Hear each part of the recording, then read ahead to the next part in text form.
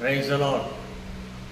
ప్రభువైన యేసుక్రీస్తు నామములో ప్రతి ఉదయం దేవునితో సమయం అనేటువంటి కార్యక్రమాన్ని వీక్షిస్తున్నటువంటి మీ అందరికీ నా హృదయపూర్వకమైనటువంటి వందనాలు తెలియజేస్తున్నాను. ప్రియ దేవుని బిడ్డలారా, దేవుడు గడిచిన దినమంతా మనల్ని క్షేమంగా కాపాడి మరొక దినంలోనికి మనల్ని ప్రవేశపెట్టినందుకు మనం ఎంతైనా కూడా దేవునికి కృతజ్ఞత కలిగినటువంటి వారమై ఉన్నాం. దేవునికే మహిమ కలుగును గాక. మరొక దినం దేవుడు మనకు అనుగ్రహించి ఈ దినం దేవుని యొక్క మాటను మనం గైకొన్నట్లుగా దేవుడు మనకు చూపినటువంటి మహోన్నతమైనటువంటి కృపను బట్టి వందనాలు చెల్లిస్తాం. హల్లెలూయా. పరిశుద్ధ బైబిల్ గ్రంథంలో నుండి ఈ దినం ఒక చిన్న లేఖన భాగాన్ని మనం ధ్యానం చేసుకుందాం. సామెతల గ్రంథం 3వ అధ్యాయం 11, 12 వచనాలు చదువుకుందాం. సామెతల గ్రంథం 3వ అధ్యాయం 11, 12 వచనాలు నేను చదువుతాను. మీరు జాగ్రత్తగా ఆలకించగలరని సవినయంగా తెలియజేస్తున్నాను. నా కుమారుడా, యెహోవా శిక్షను తృణీకరించవద్దు, ఆయన గద్దింపునకు విసుకోవద్దు. తండ్రి తనకు ఇష్టమైన కుమారుని గద్దించు రీతిగా యెహోవా తాను ప్రేమించు వారిని గద్దించును. విన్నారా ప్రియులారా? ఈ మాటను మనం గమనించినట్లయితే, ఒక తండ్రి తన కుమారుని ప్రేమించినప్పుడే గద్దించినటువంటి అనుభవంలోకి వస్తూ ఉంటాడు. తన కుమారుడు ఎక్కడ దారి తప్పిపోతాడో, తన కుమారుడు ఎక్కడ లోకంతో, లోక స్నేహితులతో కలిసిపోయి మరి సాతాను సంబంధిగా మార్చబడతాడో అనేటువంటి యొక్క ఆలోచనతో ఒక తండ్రి తనకు పుట్టినటువంటి తన కుమారుణ్ణి గద్దించి మరి తన యొక్క కుమారుణ్ణి ఒక దారిలోనికి, దేవుని మార్గంలోనికి తీసుకొని రావాలని దేవుడు ఆశ కలిగి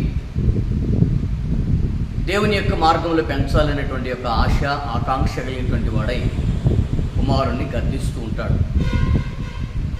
ప్రేమించాడు కనుకనే కుమారుణ్ణి తండ్రి గద్దిస్తున్నాడు. ఒక వ్యక్తి తన కుమారుణ్ణి ప్రేమించకపోతే వాడు ఎంత పొరపాటు చేసినా, ఏం చేసినా తండ్రి గద్దించడు. ఎందుకంటే ఎట్లన్నా నాశనం అయిపోయి నాకేం సంబంధం, ఎట్లన్నా పాడైపోయినాయి అన్న రీతిగా ఒక తండ్రి తన కుమారుని పట్టించుకోని రీతిగా ఉంటాడు. అలాగే ప్రభువైన యేసుక్రీస్తు ప్రభువారు కూడా, దేవాతి దేవుడు కూడా తనను ప్రేమించినటువంటి వారిని గద్దిస్తున్నాడంట. నా కుమారుడా, యెహోవా శిక్షను నీవు తృణీకరించవద్దు, ఆయన గద్దింపునకు నీవు విసుకోవద్దు అనేటువంటి మాటలు తెలియజేస్తున్నాడు. దేవుడు మనల్ని ప్రేమిస్తున్నాడు కనుకనే మనల్ని గద్దిస్తూ ఉన్నాడు. దేవుని యొక్క వాక్యము ద్వారా దేవుడు మనల్ని ప్రేమిస్తున్నాడు కనుకనే ఆయన మనల్ని హెచ్చరించి, గద్దించి, బుద్ధి చెప్పి దేవుని యొక్క మార్గంలో స్థిరముగా నిలబడాలని, అపవాది సంబంధిగా మార్చబడకుండా ఉండాలనేటువంటి ఆశ, ఆకాంక్ష కలిగినటువంటి వాడై యేసు ప్రభువారు మనల్ని గద్దిస్తున్నటువంటి నేటి దినాలలో గద్దింపును వినక, గద్దింపునకు ముఖం చిన్నబుచ్చుకొని దేవునికి దూరస్తులైపోయి, దేవుని మందిరానికి దూరస్తులైపోయి అనేక శాపగ్రస్తమైనటువంటి అనుభవాలలో నడిపించబడుతున్నటువంటి జనాంగమును ఉద్దేశించి దేవుడి దినము స్పష్టంగా మాట్లాడుతున్నాడు. దేవుని బిడ్డలారా, దేవుడు ఎందుకు ఒక వ్యక్తిని గద్దిస్తున్నాడు అంటే ఆ వ్యక్తి మీద ప్రేమ ఉంది కనుకనే దేవుడు గద్దిస్తుంటాడు. ఒక దైవ సేవకుడు ఎందుకు తన యొక్క విశ్వాసిని గద్దిస్తుంటాడు అంటే ఆ విశ్వాసి సరైనటువంటి మార్గంలో నడిపించబడాలని, అవసరమైతే పేరు చెప్పైనా సరే గద్దించి, హెచ్చరించి, బుద్ధి చెప్పగలిగేటువంటి అనుభవంలోనికి దైవ సేవకుల్ని మనం చూస్తూ ఉంటాం. అలా ఒక దైవ సేవకుడు నడిపించబడాలి. ఈ రోజున ఎన్ని పొరపాట్లు చేసినా, ఎన్ని తప్పులు చేసినా దైవ సేవకులుగా మనల్ని వెంబడిస్తున్నటువంటి దేవుని పిల్లల్ని గద్దించకపోతే వారి యొక్క నాశనానికి, వారి యొక్క ఉగ్రతకు మనము కారకులుగా నిలబడేటువంటి ఆస్కారం ఉంది. అందుకే దేవుని సేవకులుగా వారిని మనం నిజముగా ప్రేమించినటువంటి వాళ్ళమైతే మనం గద్దించినటువంటి అనుభవములు మనం నడిపించబడుతూ ఉంటాం. దేవుని బిడ్డలారా, కొన్ని రోజుల క్రితం ఒక సహోదరుడు తన యొక్క తల్లి చనిపోయిందని రీసెంట్గా తన తల్లి యొక్క దినం రోజు చిన్న ప్రార్థనా కూడికని పెట్టుకున్నాడు. అతనికి తాగుడు అలవాటు ఉందనే సంగతి నాకు తెలుసు. అయితే నేను తనని ముందే గద్దించాను. ఏమంటే, తల్లి దినము కదా అని చెప్పేసి నువ్వు అజ్ఞానంగా ప్రవర్తించి త్రాగుడనేటువంటి వ్యసనములకు వెళ్లకుండా జాగ్రత్తగా ఉండు అని గద్దించినప్పటికీ కూడా నేను ప్రార్థనకి వెళ్ళే సమయానికి తిరిగి తను తాగి ఉన్నాడు. తాగడం మాత్రమే కాదు, నాతో ధైర్యంగా చెప్తున్నాడు. ఏమని తెలుసునా, నేను మా బావ కలిసి తాగామయ్యా అని. దేవుని బిడ్డలారా, అక్కడే ఆ తల్లి యొక్క సంస్మరణ సభలోనే, ఆ మీటింగ్లోనే నేను అతన్ని ముఖాముఖిగా గద్దించడం జరిగింది. ఎందుకో తెలుసునా, నన్ను వెంబడిస్తున్నటువంటి వారు, నా దగ్గరికి వచ్చి ప్రార్థన చేస్తూ చేయించుకుంటున్నటువంటి వారైనా, నన్ను వెంబడిస్తున్నటువంటి వారైనా, లేకపోతే నన్ను బట్టి దేవుని వెంబడిస్తున్నటువంటి వారైనా నేను నడిపించాల్సిన బాధ్యత ఉంది కనుక నేను గద్దించాలి, హెచ్చరించాలి, బుద్ధి చెప్పాలి. ఆనాడు మోషే కూడా ఇశ్రాయేలు ప్రజలను పలుమార్లు హెచ్చరిస్తూ వచ్చాడు, గద్దిస్తూ వచ్చాడు. కానీ ఇశ్రాయేలు దేవునికి లోబడక, దైవజనుడు మోషే మాటకు లోబడక, మోషేని బట్టి దేవుణ్ణి ఎదిరిస్తూ అనేక రకాలుగా నాశనానికి కారకులుగా మార్చబడి ఉన్నారు. అయితే ఒక దైవ సేవకుడు దేవుని యొక్క వాక్కు ద్వారా దేవుడు మనల్ని గద్దిస్తున్నప్పుడు, దైవ సేవకుని ద్వారా మనం హెచ్చరించబడుతున్నప్పుడు, గద్దించబడుతున్నప్పుడు మనము సరిదిద్దుకొని నడిపించబడగలిగినట్లయితే మనకు ఘనత కలుగుతుందని దేవుని వాక్యం స్పష్టంగా తెలియజేస్తుంది. ఆ మాటను చదువుదాం. 13వ అధ్యాయం, సామెతల గ్రంథం 13వ అధ్యాయం 18వ వచనాన్ని నేను చదువుతాను. జాగ్రత్తగా మీరు ఆలకించగలరని సవినయంగా తెలియజేస్తున్నాను. సామెతల గ్రంథం 13వ అధ్యాయం 18వ వచనాన్ని నేను చదువుతాను. అక్కడ ఒక స్పష్టమైన చక్కటి మాట రాయబడి ఉంటుంది. సామెతల గ్రంథం 13వ అధ్యాయం 18వ వచనం, శిక్షను ఉపేక్షించు వానికి అవమానమును దారిద్ర్యతలు ప్రాప్తించును, గద్దింపును లక్ష్యపెట్టువాడు ఘనతనుందును.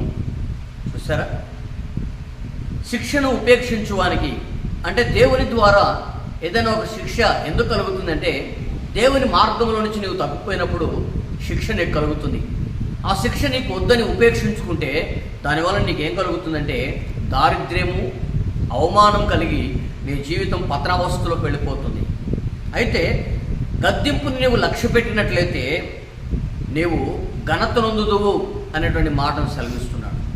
దేవుని బిడ్డలారా, అటువంటి ఘనత ఈ రోజున మనకు కలగాలి అంటే దేవుని వాక్కు ద్వారా దైవ సేవకుడు మనల్ని గద్దిస్తున్నప్పుడు ఆ గద్దింపును మనం విని, ఆ గద్దింపును లక్ష్య పెట్టి, ఆ గద్దింపు వలన మనం సరిచేసుకొని చక్కదిద్దుకొని ఘనతకు పాత్రులుగా మనం మార్చబడాలి. ఆ విధముగా ఘనతకు పాత్రులుగా దేవుడు ఈ దినం మనల్ని మార్చును గాక. దేవుడు తన సేవకుల ద్వారా హెచ్చరిస్తున్నప్పుడు మనము గద్దింపబడదుము గాక. నేను దేవుని బిడ్డలారా, పరిశుద్ధ బైబిల్ గ్రంథంలో ఒక వ్యక్తిని గురించి ఈ దినం నేను మీతో పంచుకోవాలని ఆశ కలిగి ఉన్నాను. ఎవరు ఆ వ్యక్తి అంటే, నా హృదయానుసారుడు, నా ఇష్టానుసారుడు అని దేవుడే సాక్ష్యం ఇచ్చినటువంటి ఒక ఘనమైనటువంటి వ్యక్తి.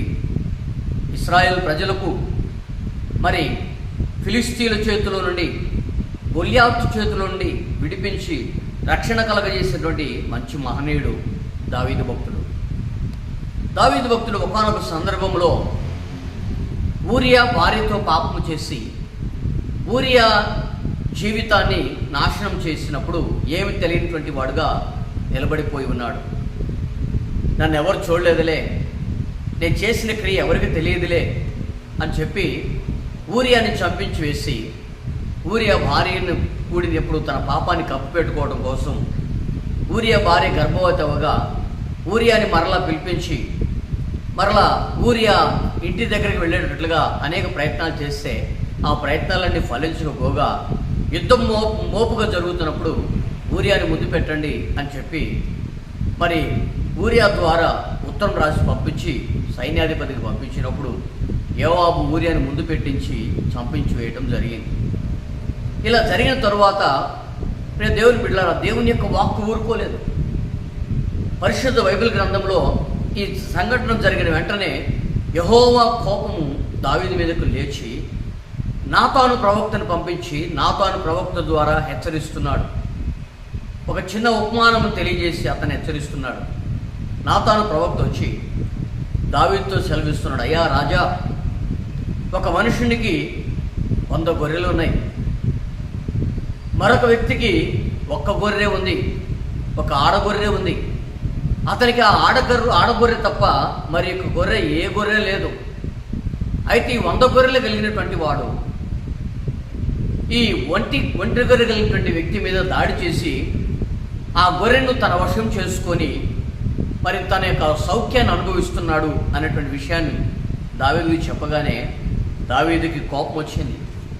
కోపం వచ్చి ఎవడో మనుషుడు, వెంటనే వాడు ఇప్పుడు శిక్షణ పొందాలి, ఇప్పుడే వాడు మరణమునికి పాత్రుడు అని చెప్పేసి దావీదు ఆ మాట పలుకుతున్నప్పుడు నాతాను ప్రవక్త అంటున్నాడు, ఆ వ్యక్తి ఎవరో కాదు, ఆ మనుష్యుడు నీవే. చూద్దాం ఆ మాటని.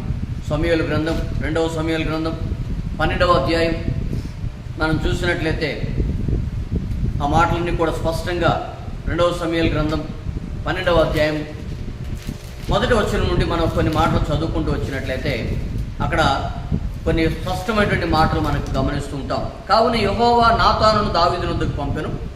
అతడు వచ్చి దావీదు ఇట్లనెను, ఒకానొక పట్టణమందు 2 మనుషులు ఉండిరి, ఒకడు ఐశ్వర్యవంతుడును ఒకడు దరిద్రుడును.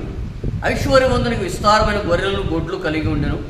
అయితే ఆ దరిద్రునికి తాను కొనుక్కొని ఉన్న ఒక చిన్న ఆడగొర్రె పిల్ల తప్ప ఏమీ లేకపోయాను. వాడు దాన్ని పెంచుకొనుచుండగా అది వాని ఎద్దుకును దాని బిడ్డల ఎద్దుకును ఉండి పెరిగి వాని చేతి ముద్దలు తినుచు, వాని గిన్నెలను త్రాగుచు, వాని కౌగిట పండుకొనుచు, వానికి కుమార్తెల వలె ఉండెను. అట్లుండగా మార్గస్థుడొకడు ఐశ్వర్యంతో వద్దకు వచ్చెను.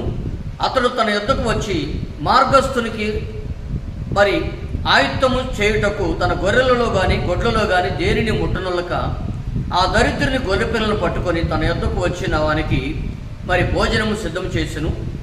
దావీదు ఆ మాట విని ఆ మనుషుని మీద బహుగా కోపించుకొని, యెహోవా జీవముతోడు, నిశ్చయంగా ఈ కార్యము చేసిన వాడు మరణమునకు పాత్రుడు, వాడు కనికరము లేక ఈ కార్యము చేసిన గనుక ఆ గొర్రె పిల్లను ప్రతిగా 4 గొర్రె పిల్లలను ఇయ్యవలెనని నాతాను తనెను. వెంటనే నాతాను ప్రవక్త అంటున్నాడు, నాతాను దావీదును చూచి, నీవే ఆ మనుష్యుడవు.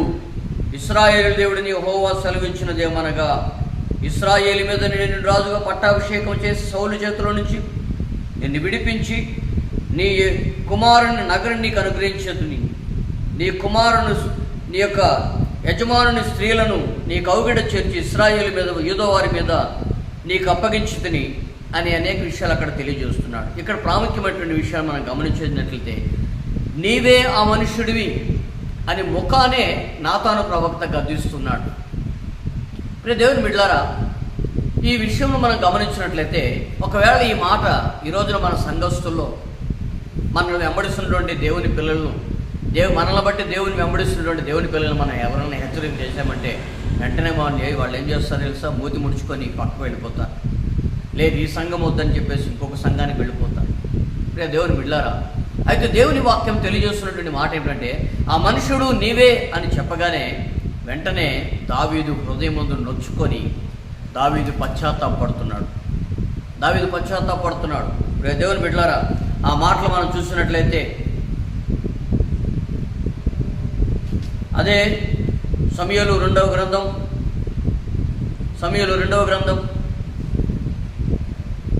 12వ అధ్యాయం 20వ వచనం నుండి చదువుతాను, జాగ్రత్త వినండి. అప్పుడు దావీదు నేల నుండి లేచి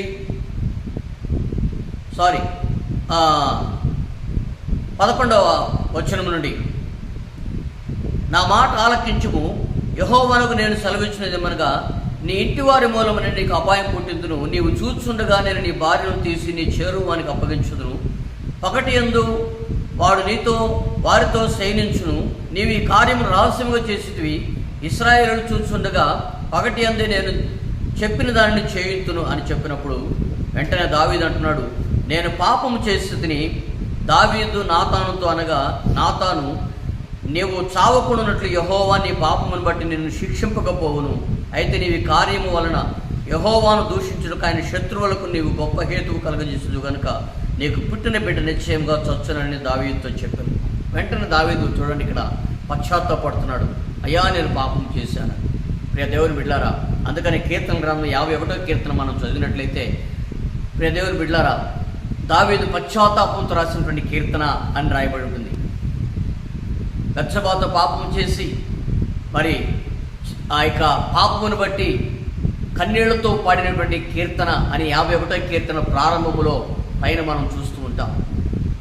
నేను పాపం చేసినటువంటి వాడిని, పాపములు నా తల్లి నన్ను గర్భం ధరించింది, నన్ను క్షమించయ్యా అని కీర్తన గ్రంథంలో దావీదు భక్తుడు 51వ కీర్తనలో ఈ యొక్క కార్యాన్ని బట్టి మరి కీర్తన కావ్యంగా రాస్తున్నాడు ఆ కీర్తనని. అంటే దేవుని బిడ్డలారా, దీని యొక్క అర్థం ఏమిటి అంటే, దేవుడు ఒక వ్యక్తిని ధైర్యంగా ముక్కుసూటిగా దేవుని సేవకుని ద్వారా హెచ్చరించినప్పుడు, గద్దించినప్పుడు ఆ గద్దింపుని వినినవాడు ఘనత నొందుతాడు. అందుకనే చూడండి, ఎప్పుడైతే దావీదు పాపము చేశావు ఆ మనుషుడు నీవే అని నాతాను ప్రవక్త ద్వారా గద్దించబడ్డాడో, వెంటనే దావీదు తన యొక్క పాపాన్ని ఒప్పుకొని మనస్సాక్షి నొచ్చుకున్నటువంటి వాడై, నేను పాపం చేశానయ్యా, నేను ఘోరమైనటువంటి పాపిని అని చెప్పేసి, హిస్సోపుతో నన్ను కడుగు అని చెప్పేసి కన్నీళ్లతో దేవుని దగ్గర ప్రాధేయపడినప్పుడు దావీదుని దేవుడు ఒక ఉన్నతమైనటువంటి ఆశీర్వాదంతో హెచ్చించి ఘనపరిచి దావీదు యొక్క రాజ్యాన్ని స్థిరపరిచినట్లుగా మనం చూస్తున్నాం. దీనికి అందరికీ కారణం ఏమిటి అంటే, ప్రియ దేవుని బిడ్డలారా, దావీదుని దేవుడు ముక్కుసూటిగా గద్దించినప్పుడు దావీదు గద్దింపుకు విసుగక గద్దింపును తన జీవితానికి అన్వయించుకొని ఆ గద్దింపు వలన విసుగొక్కోకుండా, గద్దింపుకు వ్యతిరేకుడు అవ్వకుండా సరిదిద్దుకున్నటువంటి వాడై దేవుని యొక్క ఆశీర్వాదానికి పాత్రుడిగా నిలుపబడ్డాడు. ఈ దినాన దావీదు మనకు ఒక గొప్ప ఆదర్శం. ఈరోజు మన జీవితాల్లో కూడా చిన్న చిన్న పొరపాట్లు ఏదైనా మన జీవితాలు జరుగుతూ ఉంటాయి. జరుగుతుంటే ఆ యొక్క పొరపాట్లను బట్టి మనం ఏం చేయాలి అంటే, మన జీవితాన్ని చక్కదిద్దుకోవడానికి ప్రయత్నం చేయాలి. దేవుని సేవకుల ద్వారా గద్దించబడుతున్నప్పుడు, దేవుని సేవకుల ద్వారా హెచ్చరించబడుతున్నప్పుడు, మనం మన యొక్క విలువైనటువంటి జీవితాన్ని గద్దించినప్పుడు ఆ గద్దింపుని విని దేవుని వైపు తిరిగి చేతులెత్తి మన పాపాన్ని క్షమించమని అడిగినప్పుడు మన జీవితాన్ని దేవుడు ఉన్నతంగా ఆశీర్వదించడానికి ఆయన సమర్థుడైనటువంటి దేవుడు. ఆ గద్దింపు మనం విని దేవుని వైపు తిరుగుతాము గాక, దేవుడు మనల్ని ఆ రీతి ఘనపరచును గాక. దేవుని బిడ్డలారా, అటువంటి ఆశీర్వాదంతో కూడిన మాట మన యొక్క వ్యక్తిగత జీవితాలకు మనం అన్వయించుకోవాలి. చూడండి, యేసు ప్రభు యొక్క సేవా కాలంలో శాస్త్రులను పరిసయ్యులను ముక్కుసూటిగా గద్దించాడు అనేక సార్లు. సర్పసంతానమా అని అనేక సార్లు వాళ్ళని బోధిస్తూ వచ్చాడు. కానీ వాళ్ళు ఏనాడు కూడా వారి యొక్క తప్పును సరిదిద్దుకోలేకపోయారు. గద్దించినప్పుడు ఆ గద్దింపును వినలేకపోయారు. గద్దింపును మనసును పెట్టక యేసు ప్రభు వారిని దూషిస్తూ దుర్భాషలాడుతూ అనేక రకాలుగా మాట్లాడుతూ వచ్చారు. ప్రియ దేవుని బిడ్డలారా, అటువంటి శాస్త్రుల వరే పరిశీలన వలె మనం ఉండకుండా దేవుని యొక్క మాటను గద్దింపును విని దేవుని యొక్క గద్దింపును లక్ష్య పెట్టినటువంటి వారమై ఘనతకు పాత్రలుగా మనం మార్చబడదుము గాక. గద్దింపు వినేటువంటి వారి జీవితాలు ఏమైపోయాయి? ప్రియ దేవుని బిడ్డలారా, శాస్త్రుల పరిశీలు వారి యొక్క కడవరిస్థితి ఏమైపోతుందో మనకు తెలియదు. కానీ ఇక్కడ మాత్రం దేవుని యొక్క గద్దింపును వినేటువంటి దావీదు యొక్క జీవితం ఒక ఉన్నతమైనటువంటి ఆశీర్వాదకరంగా మార్చబడింది. ఈ రోజున దేవుడిని హెచ్చరిస్తున్నప్పుడు ఆ గద్దింపును నువ్వు వింటం నేర్చుకో. తండ్రి నిన్ను ప్రేమిస్తున్నాడు కాబట్టి తండ్రి గద్దిస్తున్నాడు. ఆ గద్దింపును వింటే దేవుని ఆశీర్వాదం వైపు, దేవుని యొక్క ఘనత వైపు నీవు మరల్చబడి ఆ ఘనతను పొందుకునే దిశగా నీవు నడిపించబడతావు. దేవుని బిడ్డలారా, ఈ రోజున మన వ్యక్తిగత జీవితాల్లో ఈ వాక్యం ద్వారా మన బ్రతుకులు మార్చుకొని దేవుని యొక్క గద్దింపుని మనం విని ఘనత పొందేటట్లుగా, దేవుని యొక్క శిక్షణ అవసరమైతే పొందుకునేటట్లుగా మనం కృపకు పాత్రలుగా మలచబడదాం గాక. చూడండి, ఈ పాపం చేసిన తర్వాత బిడ్డ పుట్టింది. ఆ బిడ్డ పుట్టిన తర్వాత దావీదు ఒకవేళ ఆ బిడ్డను బ్రతికించునేమని ప్రార్థన చేశాడు. కానీ దేవుడు ఆ యొక్క బిడ్డను బ్రతికించలేదు. ఉపవాసం ఉండి ప్రార్థన చేశాడు. కానీ ఆ ఉగ్రత, ఆ పాపం అందరితో ఆ పాపతో పాటు తొలగిపోవాలని దేవుని యొక్క కార్యం ఉంది కనుక ఆ పాపను అంతటితో దేవుడు చంపివేయడం జరిగింది. దేవుడు దావీదు ప్రార్థన వినలేదు ఆ దినాన్ని. ఎందుకు వినలేదంటే దావీదు చేసినటువంటి పాపమును బట్టి. ప్రియ దేవుని బిడ్డలారా, ఆ తర్వాత బిడ్డ చనిపోయిన తర్వాత దేవుడు మరొక సంతానాన్ని అనుగ్రహించి ఆ సంతానాన్ని దావీదు తర్వాత రాజుగా స్థిరపరిచి ఒక ఉన్నతమైనటువంటి విలువతో కూడిన ఘనమైనటువంటి కార్యాన్ని దేవుడు చేయడం జరిగింది. దేవుని బిడ్డ, ఈరోజు నీ జీవితంలో కూడా అటువంటి ఘనత కలగాలంటే దేవుడిని గద్దించినప్పుడు, దేవుడిని హెచ్చరించినప్పుడు నువ్వు విని ఆ గద్దింపుకు తిరిగి దేవుని వైపు తిరిగి గణపరచబడదు గాక. ఆ కృప దేవుడు నీకు నాకు మనకు అనుగ్రహించి మనల్ని నడిపించును గాక. ఆమె ప్రార్థన చేసుకుందాం. మహాపరిశుద్ధుడ, కృపగల దేవానికి వందనాలు తండ్రి. ఈ దినం మీరు మాతో మాట్లాడిన ప్రతి మాటను బట్టి స్తోత్రాలు తెలుసు. అవును ప్రభా, ఆయన శిక్షను అంగీకరించువాడు, ఆయన గద్దింపును విన్నటువంటి వాడికి ఘనత కలుగుతుందని మీరు తెలియజేశారు తండ్రి. తండ్రి తనను ప్రేమించినట్టు కుమారుని గద్దించు రీతిగా మీరు మమ్మల్ని గద్దిస్తున్నారు అయ్యా. గద్దింపుకు మేము లోబడినటువంటి వారమైతే గణపరచబడతామని తెలియజేశారు తండ్రి. దావీదు ఆ దినాన పాపము చేసినప్పుడు దావీదుని ప్రభా ముక్కుసూటిగా మీరు గద్దించి, దావీదు జీవితంలో ఆ మనుషుడు నీవే అని గద్దించినప్పుడు దావీదు ఆ గద్దింపుకు లోబడి ఆ మాటను ప్రభా గట్టిగా పట్టుకొని క్షమాపణని నీ ద్వారా ఒక గొప్ప ఘనతకు కారకుడిగా మార్చబడి ఉన్నాడు తండ్రి. దావీదు గర్భంలో వచ్చినటువంటి ఆ కుమారుణ్ణే మీరు తండ్రి మరి గొప్ప రాజుగా మీరు నిర్ణయించి అనేకులకు ఆశీర్వాదకరంగా మార్చి ఉన్నారు తండ్రి. మేము ఆ రీతిగా ఈ దినాన మీ యొక్క వాక్యాన్ని మేము వింటున్నప్పుడు నేను మా యొక్క హృదయంలో నొచ్చుకొచ్చుండగా, మేము గద్దించబడుతుండగా ఆ గద్దింపుని విని నీ వైపు తిరిగి నీ ద్వారా ఆశీర్వాదాలు పొందేటువంటి కృపను మాకు దయచేయమని కోరుతున్నాం. గద్దింపు వెనక ఆయన నీ మాటకు లోబడక ఏ విధంగా అయితే శాస్త్రులు పరిశీలనకు దూరం అయిపోయారో ఆ రీతిగా తండ్రి మేము దూరం కాకుండా ఉన్నట్లుగా మా కృపనివ్వమని కోరుతున్నాం అయ్యా.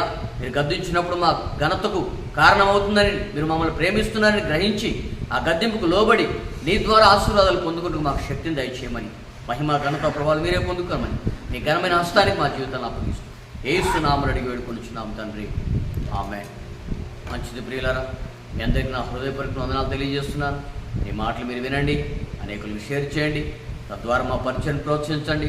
మరి మీరు ఎవరికైనా ప్రార్థన అవసరం ఉంటే స్క్రీన్ మీద కనపడుతున్నటువంటి ఫోన్ నెంబర్లకి మీ ప్రార్థన అవసరాలు పంపగలరని సవినయంగా తెలియజేస్తూ ఈ మాటలు ముగిస్తున్నాను.